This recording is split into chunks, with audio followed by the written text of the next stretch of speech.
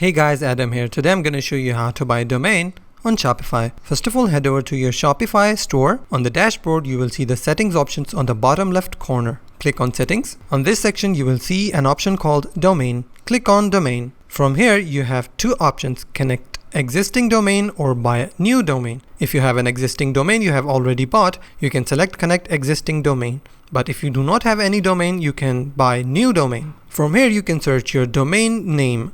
You will see a lot of options with .com, .ag, .anything else, and each domain has different pricing plans. You have to select the domain name which has the most affordable plan for you, and then you have to click on buy. From this page, it will show you your email address, your details, what are you going to buy, how much you're gonna pay. After you're satisfied with the information, you have to click on buy domain. Once you have bought the domain, you have to scroll down a bit on this page and you have to select auto renew this domain every year. If you do not select this option, your domain will be suspended after 1 year. And then you have to select your domain as primary. And if you have done all of these steps correctly, then congratulations, you have bought a domain on Shopify. If you find this video helpful, please hit the like button and subscribe.